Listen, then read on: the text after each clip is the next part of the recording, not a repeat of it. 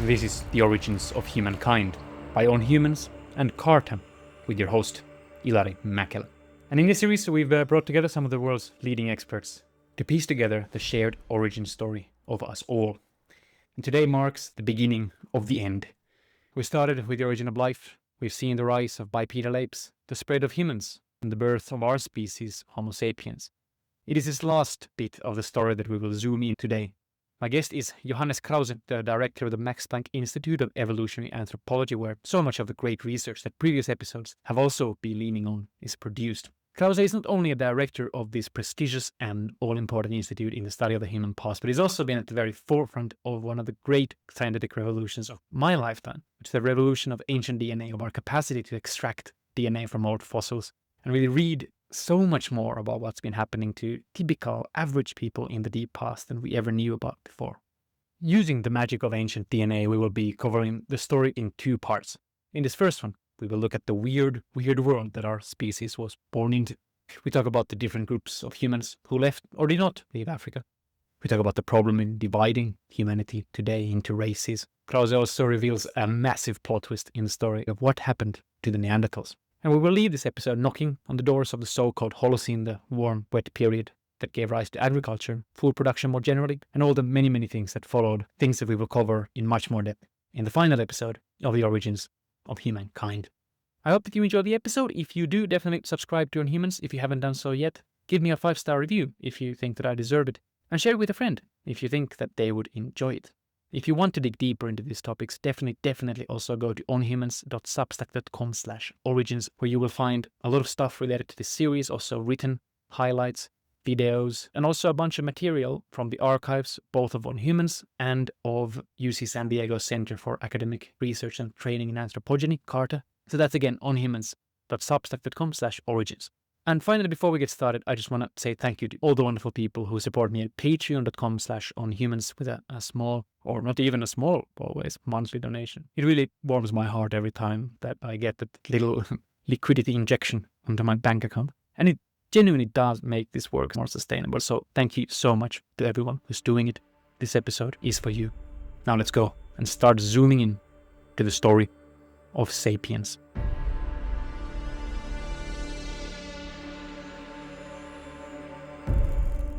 Professor Johannes Krause, welcome to On Humans. Very glad to be here. So we're going to be talking about human origins and human stories. So before we get into that, could we have a really brief origins and story of Johannes Krause, at least until the moment of what you're probably most famous for, which is the discovery of a new hominin species, the Denisovans. So what gets someone to become a discoverer of a new human species? Yeah, I mean, there's one actually fascinating story about my origin, and that is I'm born in a small village in Thuringia in the center of Germany. And the most famous person from that village is the person who discovered the Neanderthal. He's called Johannes Krause. And it's quite a coincidence that I'm born in the same village like that person, because then I discovered later on the Denisovans. So it's like, it's incredible that the two hominin species that lived before modern humans in Eurasia were discovered by two people from the same village in central Germany. And is this coincidence, or was this a kind of childhood inspiration that pushed everyone in your school to be the next discoverer? Yeah, I think probably yes. The school had his name. The main street had his name. There was a monument that has his name. He's the most famous person. Everyone knows him in that town. So I guess it was an inspiration. I was really into fossil hunting when I was a child. So with my father, I went to all the kind of quarries and collecting a lot of ammonites and stones. And I was really into the natural sciences, also into history, kind of went to all the castles. And it was an interesting time because it was on the border between Eastern Germany and Western Germany. Okay. That opened up in 1989. And which side were you on? I was on the eastern side. So I was born in the GDR, in kind of nice socialist republic. And nothing was possible in that time. And then suddenly the border opened. There was a lot of possibilities. And this entire area that was actually kind of no man's land, because you weren't allowed in there. There was basically an area of 5 kilometers demarcation zone where you were basically not allowed in. And that was actually an area that we explored a lot at the time. So we went to a lot of castles that were not available before. And it was really like Cinderella castles, completely overgrown and kind of going into the depths of those castles. And yeah, I was really into exploration. Fascinating. I ended up doing biochemistry because I come from a worker's family and I was supposed to learn something real where I can earn money and have a living and not something like archaeology and anthropology. So I was discouraged. And then I was just very lucky that I spent some time abroad in Ireland where I got to know genetics a lot. So I got quite excited about genetics. And then I came back to Leipzig in Eastern Germany where I was studying biochemistry. And there I found Svante Pääbo, who at the time was kind of starting, to work on Neanderthal DNA. And he invited me into this Neanderthal genome project as a kind of first PhD student in the project. That was an exciting time. Obviously, next generation sequencing had just been invented, so we could sequence much more DNA than ever before. It was really becoming feasible to do genome-wide analysis. Yeah, and I think we might pause here for just to make sure that I mean, some listeners will be very familiar, but others won't. And Svante Pääbo, he won the Nobel Prize for this work right in 2022, if I remember right. And yeah, let's put it this way: if anyone has read in the news that we share, some humans, a lot of modern humans share about 2% of our DNA with Neanderthals. That comes from his work and your work with him. And this is a kind of maybe one of the biggest scientific revolutions of our time that I think I missed for a long time, is this capacity that we suddenly pretty rapidly developed, right? I mean, not we, you, developed to get actual DNA from skeletal material that is tens of thousands of years old, which is just something that was kind of unheard of when it was 20 years ago. In the way that it was suddenly possible to do 15 years ago or 10 years ago, and now it's every day you get some new results. Yeah, no, absolutely. I think, I mean, my generation dreamt of it because I sometimes call it Generation Jurassic Park. I was very much influenced by that movie and the idea to get like dinosaurs maybe back and sequencing DNA from amber. And that was so cool. And it's kind of the same idea, but a lot of people didn't think it possible. But then techniques were developed that we could actually sequence at least the DNA from ancient bones. The oldest genomes now are about 1.5 to 2 million years old, which is quite old. It's not 60 million. Yeah, it's not Jurassic Park, but it's more than who are they from? The oldest ones. They are from mammoths. So they're from permafrost, Alaska, deep frozen basically for like more than 1 million years. So I think that helps the preservation. What about humans? Humans, the oldest genome-wide DNA from humans comes from Atapuerca, which is a site in northern Spain and Asturias. It's a site called Cima de la Huesos, so the pit of the bones, translated. And from that site, our colleagues here at the Institute in Leipzig got genome-wide data from about 420,000 years, so almost 500,000 years, which is still pretty old.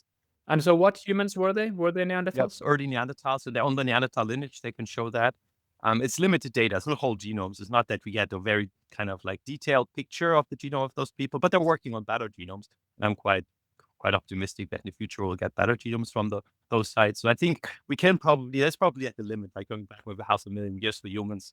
And then in permafrost, you're going to go further back in time. But so far up north, no humans lived before us. And we only moved into the Arctic about 20,000 or 25,000 years ago. And there were no humans before that. So no hominids, no Neanderthals or other humans went ever so far up north. No humans to be found from the permafrost.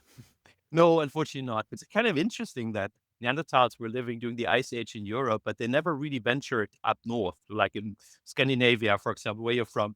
There's no Neanderthals anywhere close by because there was a lot of ice, there were glaciers. But then surprisingly, soon modern humans come out of Africa, which is still during the Ice Age. Actually, the coldest part of the Ice Age is still coming when they're coming out of Africa.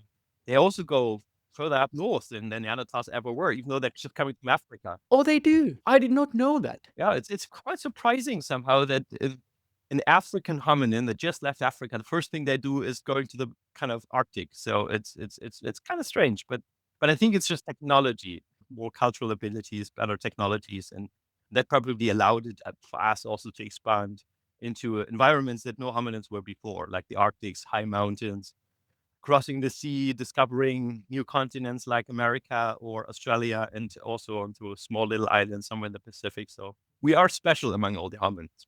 Well, let's zoom in on that a little bit. That's something where the DNA evidence is one big part, not the only part, but one part of the puzzle of, in some sense, we are surprisingly similar to Neanderthals, right? I mean, they were using tools, they had brains that are bigger than your or mine, right? But there is something special about, there really seems to be something special about our kind of psychological way of being, or to flip it the other way, there's something special about their psychological way of being. Let's do and let's return to Denisovans, perhaps, of which we know much less soon. But let's Neanderthals. We've had evidence for a century more about Neanderthals, and we know a fair amount. And I don't know anything that we're going to say is probably up to debate a little bit, but let's do a little bit of a quick intro to the Sapiens Neanderthal differences. Yeah, I mean, the Neanderthals are heavily basically adapted to living in the Ice Age in Europe. They are amazing hunters. They killed prime mammals, like large mammals, the megafaunas, like woolly rhino or mammoth, bison, horses. And they were quite good in doing that. They had projectile weapons already at like 300 to 400,000 years ago, so spears that they could throw. They had also some sort of lances that they used for stabbing them. They got in really close contact. Has been shown that the fractures that you find with the Neanderthal skeletons, the only profession today that has similar fractures is rodeo riders. Life you can imagine for those Neanderthals, so it was pretty rough. But they succeeded to kill those big animals. They had a lot of meat in their diet. They also, I think, in especially kind of dear times where there was not a lot of availability of fauna, they also practiced cannibalism. It's a bit of debate whether this was cultural, so it could be like defleshing of the dead to be consumed as a cultural practice, but it could also just be starvation and people were just like eating each other. But I mean, I was struck when reading your new book, Hubris, that you mentioned that finding evidence of cannibalism is kind of what you would expect almost when you find some Neanderthal remains, and that contrasts with the Sapiens of the time. Yes, no, I mean, almost all or at least half of the Neanderthals show cut marks. There is a very high fraction of them. There's some places where a whole family has been slaughtered, like children, teenagers, adults, and they really have been slaughtered and their bones, the marrow has been extracted, the tongues were cut out. Really, like every piece of protein was basically consumed from them. Now, that could be a cultural practice, but I think there's also starvation lines in the teeth. So they look like they had some pretty hard times. So it more looks like they were basically eaten just by another group of Neanderthals, or maybe by members of the same group. I mean, it's really hard to know. Maybe just many of them died and they were just then consumed afterwards. It's hard to know, but at least there's a lot of evidence for it. Almost everywhere where you look in detail, you actually find evidence for cannibalism in Neanderthals. And just how different is that from the Sapiens record of the time? I mean, I know that cannibalism existed in Stone Age Sapiens, but did I got the impression, I didn't get numbers, but I got the impression that it was significantly less common in Sapiens. Yeah, it is definitely less common. It's a bit hard to quantify because, again, we don't have too many early humans from that time. But in the Gravettian, for example, start like 32,000 years ago. So that's like 10,000 years after humans came to Europe. There's almost no evidence for cannibalism. And in this early time, there's some unpublished one that I'm at least aware of. But like for the ones that are so far found, there's often gnawing marks from hyenas, like in Slatikun or in Oase, where a bear has probably dragged this poor person into their bear den. That's where the remains were found. This is the other problem, is a kind of observation bias. Sometimes we don't find the evidence, don't find the human remains because they have not been buried in the cave, but maybe somewhere outside, and then we don't know where to look because a cave is easy to look for, but you don't know where to dig a hole outside. So again, there is not a lot of evidence for it. It doesn't mean that it wasn't there. You mentioned graves. How are Neanderthal graves similar or different than Sapiens ones? I mean, what's similar is that they have graves, right? They do bury their dead. It has been debated for a very long time. A bit on the fence here. I'm not quite sure, that I could really say the one or the other. There is some evidence that they were digging a hole and they dumped the body in the hole. But is that a grave, or is it just getting rid of the smelling body that you just don't want to have, nearby or something like that? It's not really clear. In the 1970s, some people discovered a site in Iraq called Shanidar, where they said this was, intentional because they found evidence for flowers in the grave pit. But then later on, they actually found that there's a rodent that is making burrows and brings in the flowers into the burrow, kind of Oh. putting a nice cushion in the nest. And then they actually figured out it was actually the rodents, it was not people. Okay. And there's always a problem with rodents. They're quite intrusive in those burrows. So I think there's no good evidence right now for grave goods. Some people have also discussed, like for Simon de la Huesos that I mentioned from Spain, that there's some really beautiful stone axe, hand axe, sorry, so an archaeological tool that was found that was intentional, maybe giving with like into the pit with the people, but then the pit itself, people were just like thrown in or fell in. It doesn't really look also like it's like a grave. So I think it's there are a few places where I think it's now clear that there was a pit that was dug and they were put in, but there's no grave goods. That's something that's very different from modern humans. When you have modern humans coming to Europe, you have some really kind of in those early cultures, some really beautiful burials with thousands of beads and figurines. And so a lot of like for that time, precious material where hours and hours went into producing it and they gave it to those people, probably some sort of afterlife. It was a very rich culture early on. The Auric nation, for example, it started about 40,000 years ago. But you really have, I mean, you have figurines, you have, and soon also cave paintings, you have musical instruments, you have all this kind of fantastic things with modern humans that Neanderthals didn't have. And there were a few cultures where people thought, oh, this is maybe art that is produced by Neanderthals, but most of it now turns out to be also made by modern humans because first we thought modern humans come into Europe 38,000 years ago. And now it becomes more and more clear that they were already here 46,000 years ago, 47,000 years. They overlapped for 5,000 years with Neanderthals. And a lot of those cultures, they're called transitional cultures. They were at the time when the late Neanderthals were here. Now, when we actually look at the human remains that are found in those archaeological layers, they actually turn out to be modern humans as well. So they were actually made by modern humans. So some early attempts of colonizing Europe or kind of moving into Europe. So it's more clear now that modern humans and Neanderthals and kind of cultural abilities, I would call it, are actually quite different. So there's something special about modern humans. Yes, there's something special about modern humans, about sapiens. It's not that we have a bigger brain, for example, but there is something about the kind of sociocultural psyche that makes us leave very different marks, leave very different waste behind. And that is part of the puzzle, I guess, which is and we haven't really touched upon the DNA evidence yet.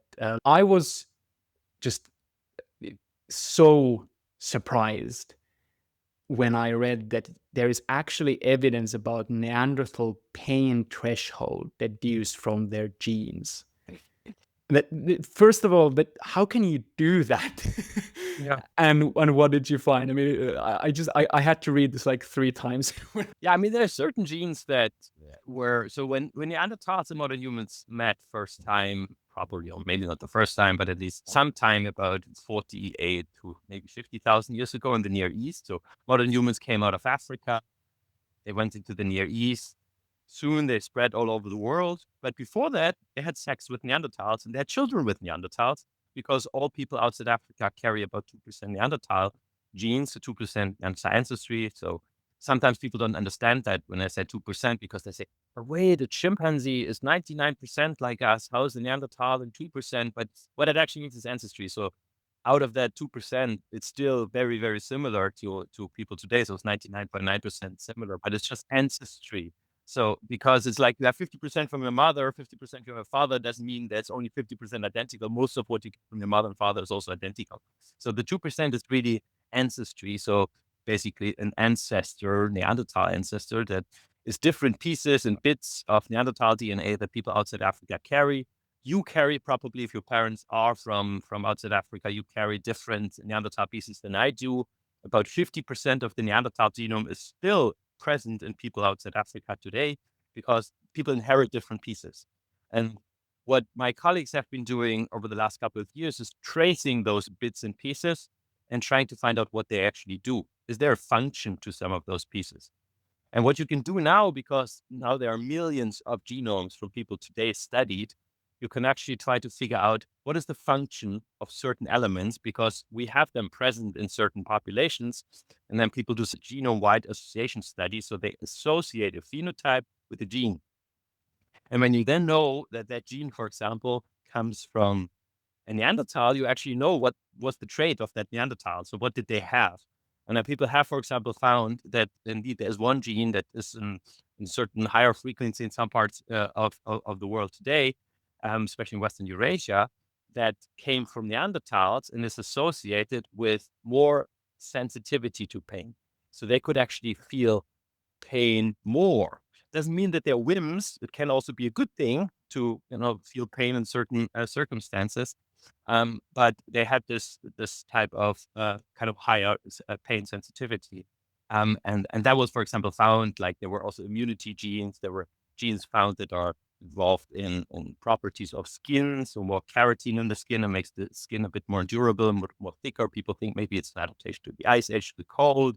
So that's a good thing to have. Immune genes, of course, makes sense because there might be pathogens in Europe. They were not in Africa when they came out of Africa. So it's good to inherit those. But there's also some funny genes, like Svante and his team discovered a gene was actually found by a team from Finland, from FinGen. It's a big team. So the Finnish population is one of the best genetically analyzed population in the world. More than 500,000 people have been analyzed. Early on during the Corona pandemic, this team from Finland, they could actually do a similar study to see what parts of the genome cause a higher risk to die of corona. And they found one region on chromosome 3 that gives you about a 3 to 4 times higher chance to die of corona. This is really the highest risk locus that people have identified until now for corona. So it's still around. And what Svante and a colleague from him, Hugo Seeberg from Stockholm, found was that gene actually comes from Neanderthals. So Neanderthals inherited that 45,000 years ago to people that then went outside Africa. The gene itself is in kind of lower frequency, so 5% of the people in Europe carry it. I carry it. My father carries it. We tested everyone in the lab, so I kind of know that now who has it, who doesn't. Do you carry the pain, the lower pain threshold gene? I actually have not tested myself. I don't actually know that. We haven't tested How everyone common for is all it, by the way, to have that in modern Eurasian populations, for example? it's a different populations. It's a few percent. It's not super high. Okay, so it's not like all Eurasians are really sensitive to pain. And actually, it's interesting now because this is getting a little bit dangerously close to some really nasty racist stereotypes. There is this really horrible racist stereotype that black people have thicker skin than white, and actually, to the extent that there is any difference, am I right that it's actually the other way around? Yes, exactly. Yeah. There's a lot of very unfortunate stereotypes. I mean, the whole idea about skin color itself. Also, we're talking about ancient DNA. We can see that the light skin that is so special for Europeans today is actually only 5 to 8,000 years old. It's a very recent phenomenon. So most of the time, Europeans had dark skin, and they only became light skin, very recently. Yeah, no, that's fascinating. Like the European hunter-gatherers 10,000 years ago, I mean, they were pretty dark-skinned but blue-eyed. And am I right that the logic is that they had a really vitamin D heavy diet because they ate a lot of fish and meat, and so there wasn't really need to absorb that much vitamin D from the sun, and it's really because the nutritional deficiencies in the farmer diet that comes ironically from the south, from the Middle East, from Levant and Anatolia, that when those farmers come to Europe, they bring the lighter skin. So that's exactly right. So we think there's something with vitamin D, and it's just if you have light skin, you can produce more vitamin D. If you have dark skin, you produce less vitamin D, which wasn't a problem for hunter-gatherers because, as you said, they eat a lot of meat and fish. But then they change their diet. They become food producers, but the most of the food that they're producing is actually plant food, so plant-based food, which doesn't have vitamin D. So, and that was a problem for them. So they had to adapt by getting lighter skin, and it took a while. Yeah, so maybe we should put on the record that basically, yes, we find differences between populations, but do not expect them to conform to any of the racist stereotypes you might be holding on. No, absolutely not. Absolutely not. It's a very recent phenomenon, and even kind of creating groups like based on skin color doesn't make a lot of sense because they have dark skin along the equator, right? So like the dark skin in Africa is along the equator. Same is true for Australia, Aborigines, Papua New Guineans, Southern Asians, as well as people in Bolivia and Peru on the Andes. and the high altitudes and on the equator, they have dark skin. So do you put that group as one group in your kind of racist idea? It doesn't make any sense. And I think that the other thing people don't often appreciate is this huge amount of genetic diversity within Africa that's not similar. Like, I mean, it's bigger in many ways than what you find in Eurasia. So, if we obviously want to, in a race-based categories treat, Europeans different to the Chinese. Well, why are the Ethiopians and the Malians and the whatever Botswanans then in the same category of that, because Africa has such a huge genetic diversity. Yeah. Doesn't make any sense. If you really want to categorize humans, which you can of course do because there's genetic data, you can make a phylogenetic tree, you can make a model, and geneticists, population geneticists have done that. And what they can show, again and again and again, is that the biggest genetic diversity is in Africa. The roots of modern humans are in Africa. And there's a tiny branch of that tree which sits in Africa that is the people outside Africa. And that branch actually sits on the branch of East Africans. And that actually causes East Africans, people from Ethiopia, like Hadza, for example, Dinka, they're closer related to Europeans or Asians or Native Americans than they are to West Africans, or then East Africans are to South Africans. That makes us, people outside Africa, East Africans, right? We are genetically East Africans. So if you want to kind of call different groups of humans, you have West Africans, South Africans, and East Africans. And all people outside Africa are part of the East African group. That is that same group because we are part of that branch, if you want. The only thing that distinguishes East Africans then and people outside Africa is the Neanderthal DNA. So if you're racist and you're proud to be Neanderthal, then maybe, yeah, you want to be Neanderthal. But Neanderthals, as we just said, they are actually in many ways a type of hominin that was not as, well equipped to adapt to different environments as modern humans are. So in a way, they're less modern human, people outside Africa than people inside Africa. So yeah, that does make a lot of sense. Well, let's quickly turn to Denisovans. I mean, we know a lot about Neanderthals because we have so many Neanderthal finds because they populated Europe, which is the birthplace of archaeology, and also with a lot of cold caves where things preserve well. Denisovans, I mean, this is just a fascinating story that I don't think we mentioned earlier, which is that when you discovered it, it wasn't that you discovered a new skeleton and you were like, oh, look at this is a new hominin. You literally had a finger bone.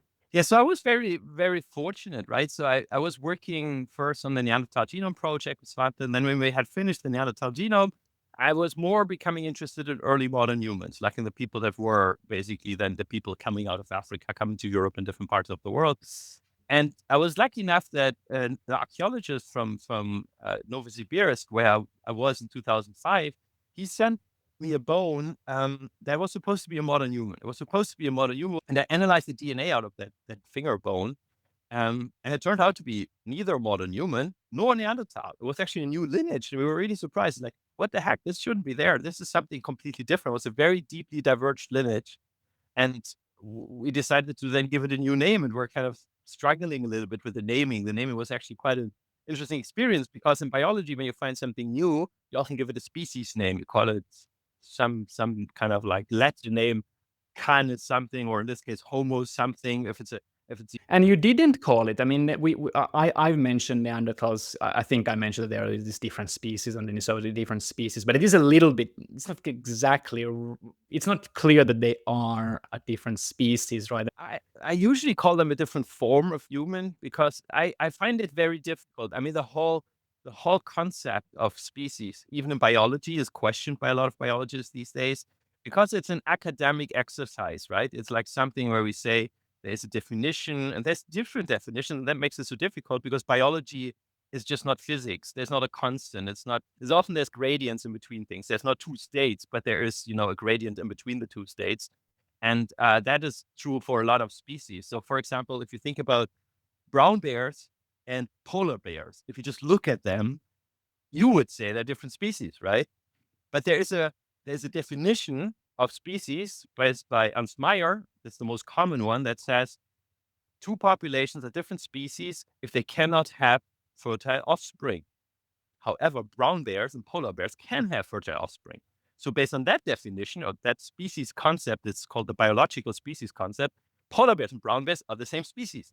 And so are Neanderthals and Denisovans and modern humans. Exactly. There are also coyotes and wolves and like a lot of things. And it's like, that doesn't make any sense. Yeah. Polar bear and a brown bear are 2 million years diverged. Just they happen to have kind of met again and again because during the ice age, the polar bears basically go south and then they meet brown bears and then they exchange DNA.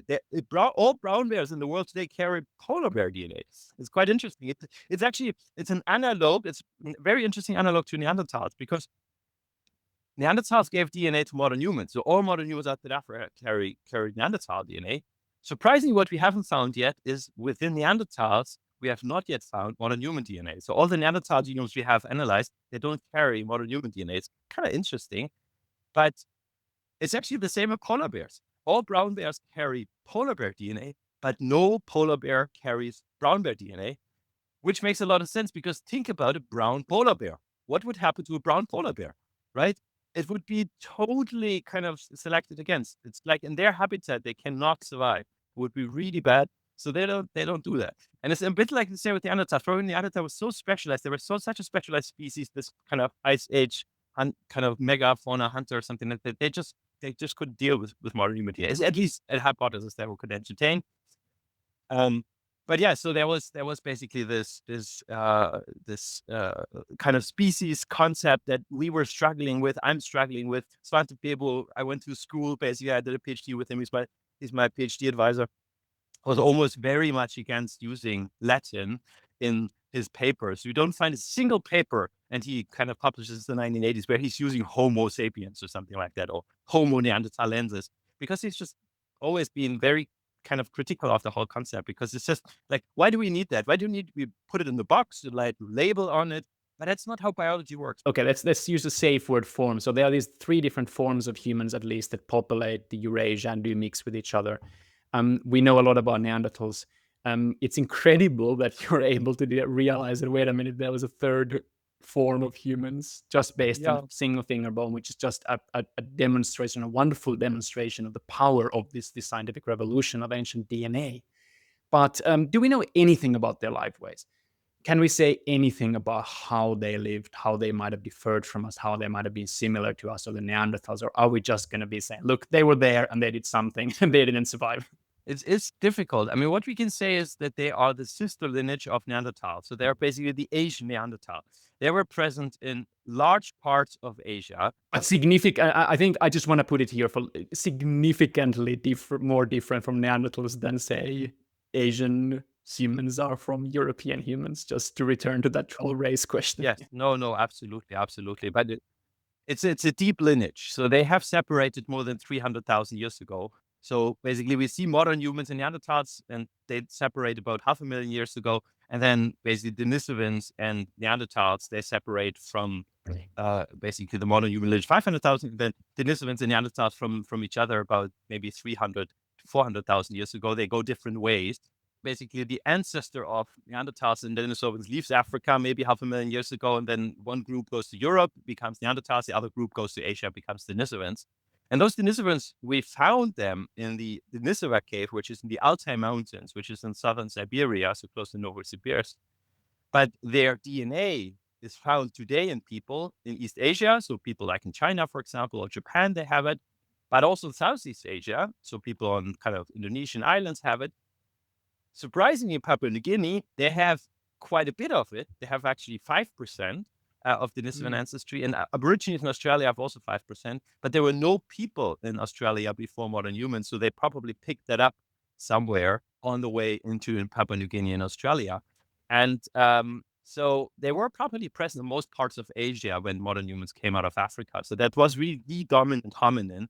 And we can also look at the chunks of Denisovan DNA in Australians, Aborigines, Papua New Guinean, Highlanders, and the chunks of Denisovan DNA in China or Japan, and the genome we have from the Altai, and they're actually very different. They're more than 300,000 years diverged from each other, so much deeper than, say, all humans that live on the planet today, which have a common ancestor about 200,000 years ago.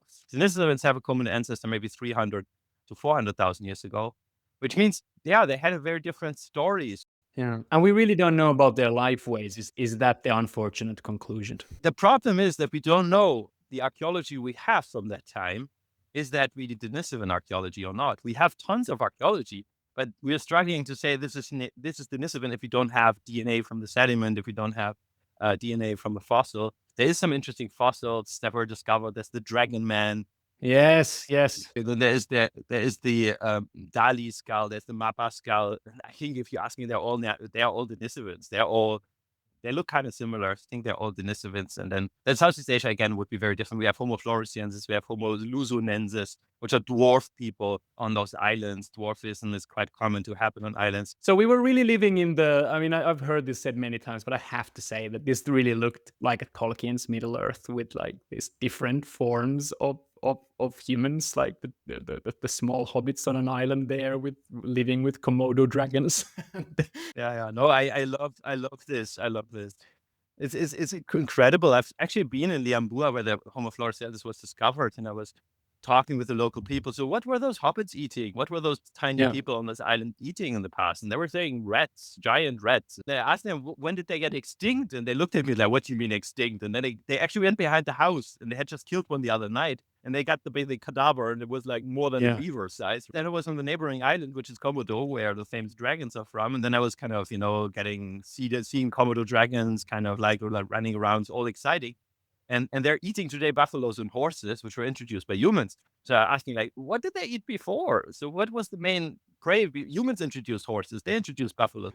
And they went like stegodons. Stegodons is actually a dwarf elephant. So just imagine you have a lizard eating an elephant. And this is basically, then you have dwarf people eating giant rats. And you had like birds that were 3 meters, like giant storks and lots of other amazing fun. It's really like Tolkien. I mean, it's like, it really comes from a fantasy. It really is.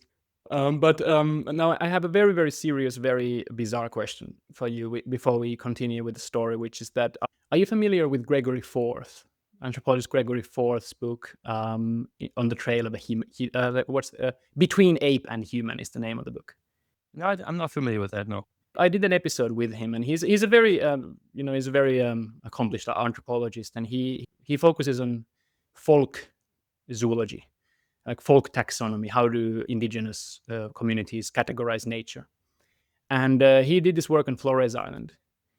And before the discovery of Homo floresiensis, he had been puzzling about what the heck is this species called Laihoa that the local people talk about, which is this weird 1 meter tall, something like half monkey, half human. And then the discovery of Homo floresiensis comes out. And of course, everybody says that Homo floresiensis is extinct because, we find like old remains, but we haven't found the extinction. We've only found one bit of remains. And so he wrote a book seriously asking the question, could Homo floresiensis or its ancestors still be alive? And he's very, very nuanced. He's not saying this is the case, but he's really going through the evidence. He's really trying to give a kind of fair hearing to the indigenous people who say that they are alive. They are here. People say no one has seen them. No, we have seen them. And I didn't really know what to do with it. I mean, the whole episode felt like I'm kind of tipping my toes in cryptozoology and I'm just another Yeti hunter. But I also couldn't really explain to myself, why shouldn't we keep the option open that Homo floresiensis could be alive? And so I don't really know if what's your take on this? Because we don't really know that they're extinct. All we can say is that we have found one piece of, we have one group of specimens. So I don't know. What do you think of this? It's a bizarre thing. Yeah, I mean, there's type of folk stories and tales, fairy tales. I mean, you could go to almost any place in the world, any population. They have some dwarf people in their kind of fairy tales, right? Like we have dwarves, you have maybe trolls, and there's always like some leprechauns. There's always like some, everywhere you have those kind of tiny creature, tiny humans. I think that's something that's just ubiquitous. And I don't think that's because there were a kind of dwarf people living in Ireland and there were some kind of weird dwarf mountain people living in Scandinavia or in Germany with like little red hats or something like that. I think it's just fairy tales. So I think that just from the kind of that kind of folklore, I'm not really convinced that this is, something so special about Flores and is not found somewhere else. Can another hominin still be alive in the world today? I find it extremely unlikely, given that we have replaced almost all hunter-gatherer populations in the world. 10,000 years ago, the entire world was populated by hunter-gatherers. Today, it's a promille. It's less than a promille of the people in the world that are hunter gatherers.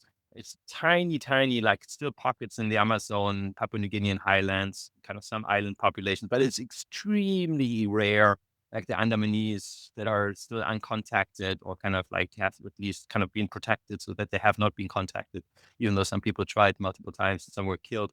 I think it's extremely unlikely given the last 200 years and the basically age of exploration and people already looking everywhere. And then at the same time, the last 10,000 years of the Neolithic expansion, that even in those places like Flores, for example, that we just talked about, the people that live there today are not the people that lived there 5,000 years ago. 5,000 years ago was a completely different population. It has no genetic continuity to the modern people. They were all replaced when food production came in. That happened everywhere in those places. We have published a paper on a site called Liam Paninge, which is in Sulawesi 2 years ago, and where we could show that the people that lived in Sulawesi at that time, which was about 7,000 years ago, have nothing to do with the people that live there today. Those were people actually that had also 5% Denisovan ancestry. They were more related to Papua New Guineans and Australians, but like an early basic population that moved there, completely replaced by people. So that happened everywhere because food production has just been, such a kind of more kind of advantageous lifestyle in the way that you had more offspring and you could basically get over difficult time periods when you kind of stored food. And I mean, food production itself is, they could probably have a whole episode on food production itself in Neolithic, because that lifestyle, of course, came in with a lot of other problems, crowd diseases, basically maladaptation that we have to kind of high starch and carbohydrates and different lifestyle, different activity levels, and all kind of problems, right? I'm working 14 hours a day as a food producer compared to 4 hours a day as a hunter gatherer. That probably changed our psychology quite a lot. It's not that 7 million years humans have been hunter gatherers, and then like for 5,000 years now we're food producers, and it comes with all kind of problems. But then again, it's a superior lifestyle, and we replaced hunter gatherers everywhere. So if there would have been another hominin, even, right? I mean, all the megafauna went extinct within a few hundred years, right? So when humans came to New Zealand, like all the big birds were dead within 50 years. And when humans came to Australia, all the megafauna was done within like 2,000 years. Same happened in Eurasia, same happened in the Americas. So we are so good, efficient hunters that we kill almost everything that is different and that we can eat. And then when food producing comes in, we just replace everyone everywhere. So I think, with those big two events, I think it's very unlikely that any other hominin would have survived that, because humans are everywhere. Like literally, we are everywhere on this planet, right? The only place where we're not is Antarctica, but it's minus 80 degrees and only penguins to eat. Yeah. Well, I'm happy I asked. I mean, it's something I've been puzzling about, because, of course, it's not that I'm puzzling about whether this is true or not. I'm puzzling about whether this is a small but significant possibility that should be taken semi-seriously. But it's at least an interesting thought experiment. But I think we should continue with the main story. Denisovans, Neanderthals, we do mix with them, but they do disappear. The standard story that I had before I started learning about ancient DNA is that for a long time, humans, modern humans, sapiens humans, are living in Africa. And then suddenly, for whatever reason, 70, 60, 50, 40,000 years ago, we just spread everywhere. I was wrong. So there are at least 3 waves out of Africa, right? 2 of which become somewhat of a dead end. And it's the 3rd wave that we kind of know about, because that's the one that becomes successful. Am I right? Yes. So that's a complicated part of the story that we have revealed over the last couple of years. So part of that is coming from paleoanthropology, so from fossil findings outside Africa. And part of that is also coming from genetics. So in terms of fossil findings, already, in the 1960s, 70s, people discovered, and even before the 1930s and 40s, people discovered fossils that then were kind of shown to be modern humans. Actually, modern humans outside Africa, and some of them like School and Kafze, are actually more than 100,000 years old, and they're found in what's today Israel. So there was a time between 130 and 110,000 years ago where it was pretty warm. It's like today we live in the Holocene, which is between the ice ages. And at that time, that was the last time between the ice ages. The so-called Eemian. The Eemian, exactly. And so during the Eemian, where did they go? They went to modern-day Israel, Palestine, I mean, the Levant area, Jordan, Where else was it just Africa plus this Middle East bit, or did they spread further? Do we know? It's heavily debated because some people have evidence for modern humans also in China. Now, this is evidence that is very much discussed and debated. Some of it has been debunked and has been shown to be actually rather 40,000 years and not 110,000 years. But some people still believe there's dozens of sites in China that are supposed to be modern humans and that are more than 100,000 years old. But it's quite debated. And we don't have DNA. You weren't able to extract DNA from them. No one has gotten DNA from those sites, and it's also really hard to date them because dating beyond radiocarbon dating, which only goes until 50,000 years, is actually quite difficult. And there's uranium, thorium, kind of other techniques, but they're not really precise. So yeah, so we don't have good evidence for modern humans much outside the Middle East during that time, during the Eemian, so about 120,000 years ago. And then they disappear. It's a dead end, yeah. There was a previous pulse. I mean, this Exactly. was. I know the numbers might be confusing for listeners because it takes a while to have a kind of meaning on a random big number. But for a long time, it was thought that Homo sapiens emerges around 200,000 years ago. Okay, now we know it's a little bit older, but there's some debate about that, and it doesn't need to be much older. It really depends on what people think counts as a Homo sapiens. Anyway, 200,000 years ago, really, really long time ago, from our point of view, very close to the birth of our form of human. And lo and behold, we found sapiens remains in Greece from that era, from 200,000 years ago. Exactly. There's very surprising. There's a skull called Apidema 1, which my colleague from Tübingen, Katrina Avarti, has described. And that turns out to be morphologically a modern human, but it's in Greece and it's about 210,000 years old, which is exciting. Shouldn't be there, but here it is. And I think there was, at that time, again, we have a warm kind of period where the glaciers are, further up and there is maybe more of kind of possibilities for gene flow. Of course, the further back in time we go, the least evidence we have. So it kind of becomes more difficult to actually find specimens that one can, directly compare to each other. But there is an increasing body of evidence. So. But what's interesting in what you said is that you suggested that it was a warm period when the first pulse out of Africa happened. It was a warm period, this Eemian, when the second pulse out of Africa happened. The third pulse out of Africa happens at a very, very cold period, right? Not a very cold period. Not a very, okay, so I was wrong. So we think that the split between sub-Saharan Africans and the people that become out of Africans is about 60,000 years, because that's the divergence time. If you calculate the divergence between sub-Saharan African populations and non-African populations. But that's not a particularly warm period. It's not a warm period. It's not like the Eem. It's not like the Holocene. But it's also not like the LGM. And there is also time periods where it gets colder again, about 50,000 years ago. And people have done climate modeling, and they actually have shown that it's a good time to leave Africa because the eastern part of Africa, the Horn of Africa, which is today mostly Somalia, is actually becoming pretty moist. And that is what's important for hominids at that time. You have to have precipitation. It shouldn't be a desert because you can't cross the desert.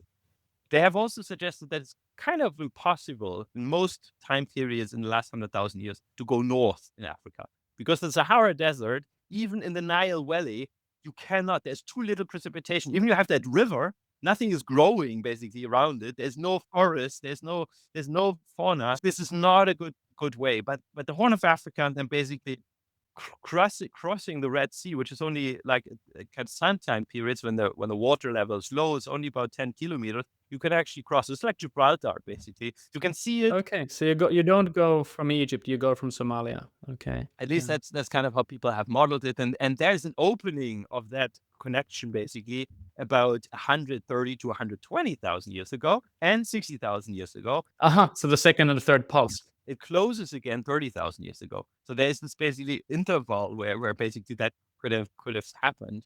And this is kind of the idea that then people kind of went when they had the chance, basically, into Saudi Arabia. And there's also the idea, which kind of I found quite attractive, to say the first kind of window or the kind of second window, actually 130 to 120,000 years ago, when people leave Africa during the Eemian, is kind of a short interval. So they're not really having a connection back to Africa. So they basically go out of Africa, but then basically the barrier closes again. It gets dry. They cannot go back. So there's no gene flow between the sub-Saharan Africans and that population that has left Africa.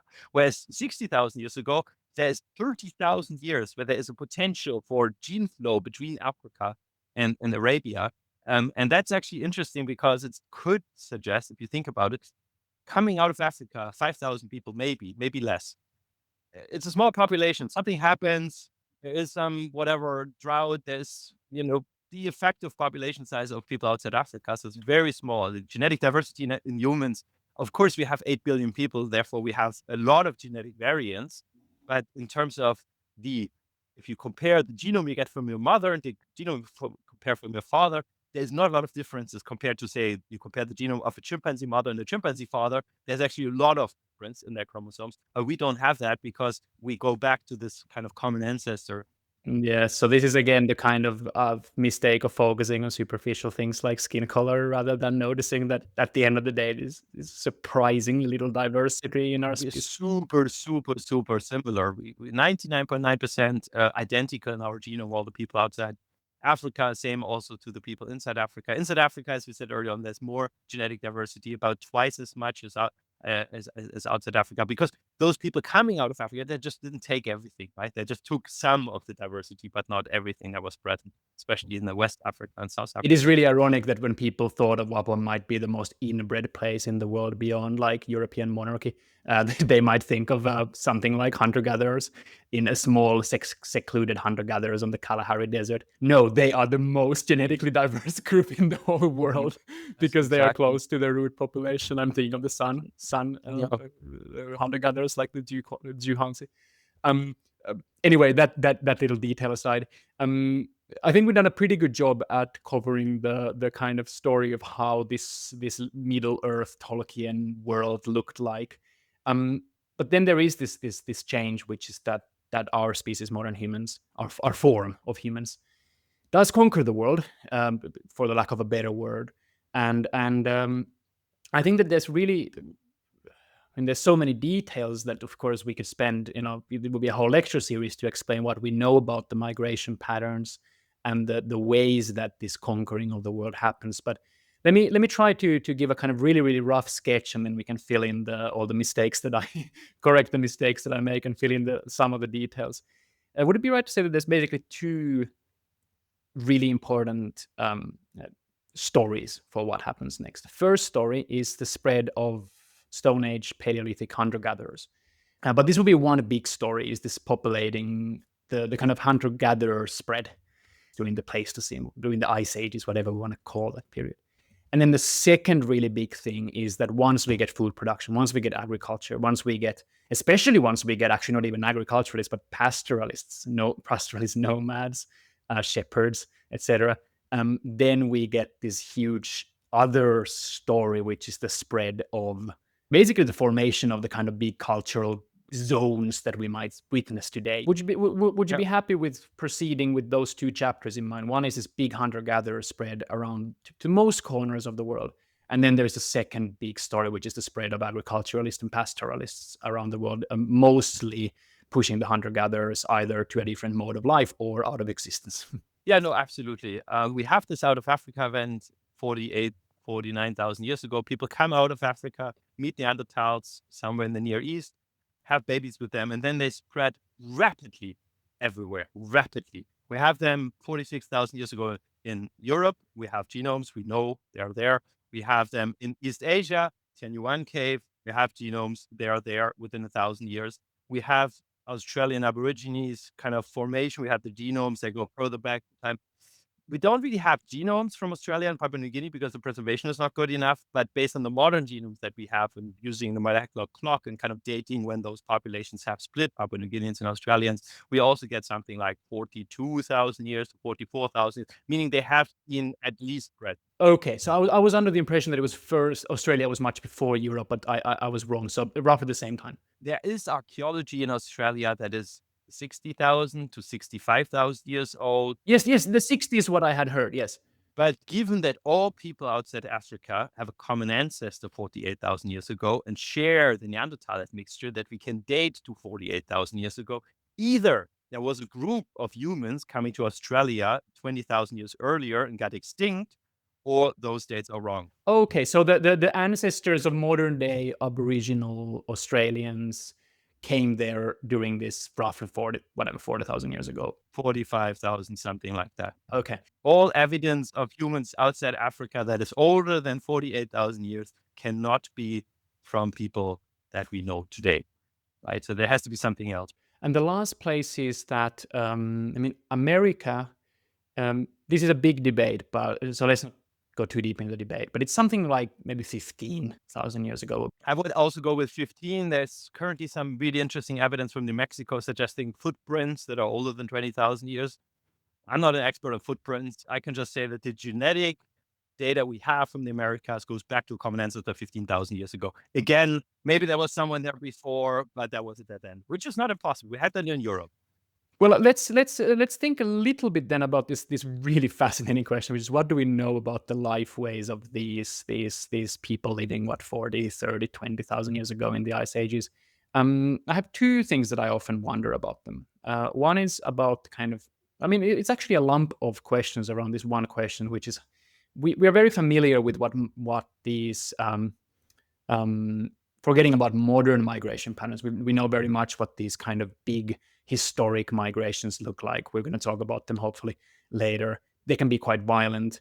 There's often very clear cultural groups. This group comes from there. They bring one lifestyle. They meet another group that has a completely different lifestyle. That's a bit difficult, like when the farmers come to Europe. Not always an immediate genocide, but it can get, with time, it can be quite difficult, and you can have very clear cultural boundaries very close to each other. Now, this is a little bit of a hazy idea. I'm not sure how to formulate this exactly, but for example, in The Dawn of Everything, David Graeber and David Wengrow, they use the term of the cosmopolitan Pleistocene. And their basic idea, and I've heard the similar idea expressed many times in other places, is that when we go deeper into this hunter-gatherer era, we don't really seem to find these really clear, you have group A here, group B here. They have a very clear boundary. Which could also then easily, we can imagine them, fighting over the land. What we see is more what one of my guests described even today in the Central African rainforest hunter-gatherers of having, it's a bit like a color map. Yes, you have green here and you have red there, but it's a slow gradient, and they are on these kind of very strong cultural boundaries. I don't know how much your work with DNA or your just in your deep expertise in the subject matter more generally, how much can it bear on this question? But what do you think? How much more cosmopolitan was the Pleistocene compared to 6,000 years ago, 7,000 years ago, 2,000 years ago? Actually, I would say quite the opposite. So what we see is that during the kind of late Pleistocene, so after just like the last glacial maximum, 25,000 years ago, the time after, there's a certain what we call genetic structure. So certain kind of groups of people in certain parts of the world. If we compare the genetic differences between those groups more than 10,000 years ago to the genetic differences of those groups that we observe in the last few thousand years, it's about half as much 2,000 years ago than it was 10,000 years ago. So in fact, it's not the diversity, but it's more mobility has increased in the last 10,000 years. So people have become more mobile, even though those groups 10,000 years ago were hunter-gatherers. We have, of course, inventions like wagons, wheels, horses. Yeah, but hold on a second. That's really interesting, but I was aware of that, and I didn't necessarily see that dynamic as an alternative hypothesis. Yes, you used to have less globalized world, but maybe the question is more: do you get these very clear boundaries in a local area? Of look, here you have, I don't know, nomadic pastoralists who do things this way, and here you have farmers who are really terrified of those horse riders coming to raid them, and they are very, very clearly two distinct groups with two different languages. And I think the idea of this quote-unquote cosmopolitan Pleistocene is not that the Chinese and the Europeans were genetically close to each other, but rather that when you go to one valley in Germany or something, you don't find that on the left side of the valley you have this group, on the right side you have that group. Rather, you have this gradient of people who are mixing and meeting and whatnot. So what do you think of that? Yeah, I just think that the later concept, what you described, is coming into the valley where you have people on the left side and the right side being different. is a 19th, 20th century nationalist concept that does not Okay. apply at all to human Okay. history, because human history was never like that. You can go back to any time period over the last, 20, 30,000 years. There was always a gradient between people, and it's always been gradients.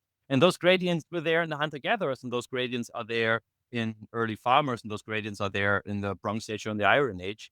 It's just that, individual kind of episodes of mobility, we call them migration, where you suddenly have a group going from A to B, like massively. That is something that really happens later in history, was during the hunter-gatherer times, because they were not united large groups. They were not, civilizations. They didn't have population sizes that were, 10,000s. They were rather small groups, hunter-gatherer bands, 20, 25 people or so, that were mobile, and they were kind of going through the landscape. They had a large territory. They were probably in the summer somewhere different than in the winter. They might have stayed in certain caves or certain camps, and they knew how the animals are moving and where they find their food.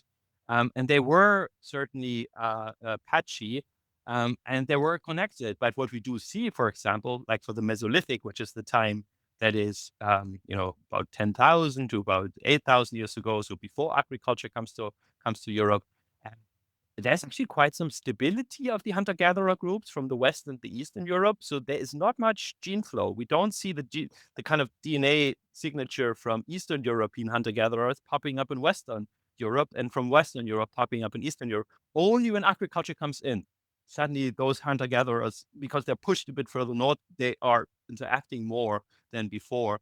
So I don't really think that we can support this model of this kind of connected network of hunter-gatherers that are basically exchanging genes across the same latitude or something like that. We don't really see that. There's actually surprising stability in the hunter-gatherer groups over 5, 6, 7,000 years, right?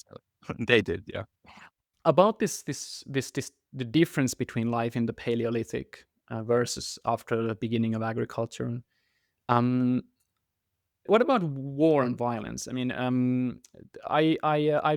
think you have a very sober take on this. I mean, because there's a big debate about, was the Pleistocene very very warlike, or was it completely pacifist? Yeah, so I think during hunter-gatherer times, war does make a lot of sense. If you have small groups, you have bands, you might have, conflicts, but I think they're usually, dealt with, because, you cannot afford as a hunter-gatherer to get an injury.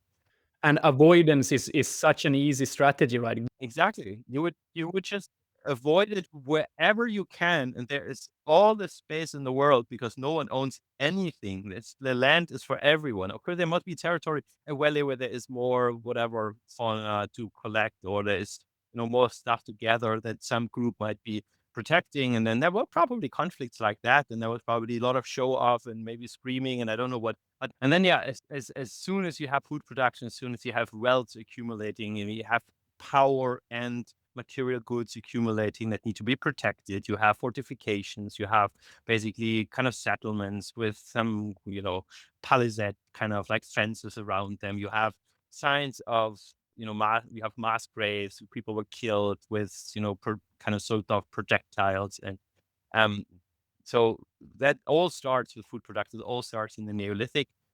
You don't have fully fledged warfare like we know it from later time. We have maybe, 50 people, 30 people or something like that getting killed, put in a mass grave because that village has been properly raided or something like that by another group, which at the time was, of course, difficult. This is Stone Age, the kind of the projectile weapons are probably like arrows and bows, or spear throws or something like that. They're not super efficient, but they get more efficient. But then really during the Bronze Age, we have the first evidence for, large scale warfare. We have the emergence of elites, where we have the emergence of, some powerful kind of leaders, where we have, uh, for example, hoard findings of lots of weapons, bronze weapons that were used for an entire kind of like battalion, like a group with kind of different, even organized in certain ways, where you had some sort of commanders, you have some sort of officer like structure, and you have battlefields, like we have in the Tulense Valley in northern Germany, where, thousands of people were killed, and they're really kind of like going at each other. There's just a local group. Genetically, they're not from all over Europe. They're just from that region, but you really see that like big groups are clashing. And I think that even before that, what I think you, if I remember you right, you also raised the point that also with the this end of the hunter-gatherer era, you also start having population rise. I mean, I think it's easy to think that the hunter-gathering era stops when agriculture begins, but of course, in many places, you have thousands of years when farmers and hunter-gatherers live side by side, and that's also a time when hunter-gatherers start to maybe show some a bit more evidence of warfare because life gets a bit more difficult. Just walking away becomes more difficult. Resources are more scarce. Do I remember you right? Yes, no, absolutely. And of course, you have then also, sites where you could probably, get access to easy prey when people have, livestock. So the hunter-gatherers might even attack, Neolithic settlements.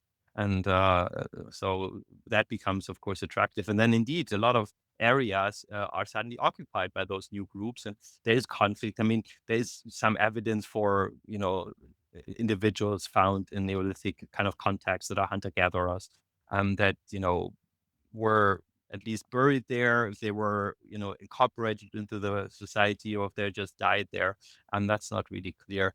But I think mostly really the conflicts are between Neolithic groups among each other, because again, they're larger groups. Hunter-gatherers were small bands. They didn't really assemble together and kind of declare warfare. Well, we're going to talk in another episode about what happens next during the Holocene. But let's finish this discussion with the point of violence, looping back to where we started from, which is Neanderthals. Why did the Neanderthals disappear? Did we kill them?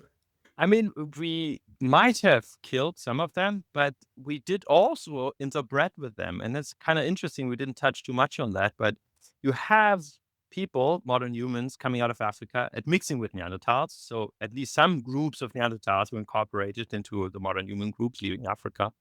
When modern humans come to Europe, they integrate also some Neanderthals, because there's some groups of modern humans in Europe, early modern humans, 45, 43,000 years ago, that show 10% Neanderthal DNA, 5% Neanderthal DNA. So they have interbred with European Neanderthals.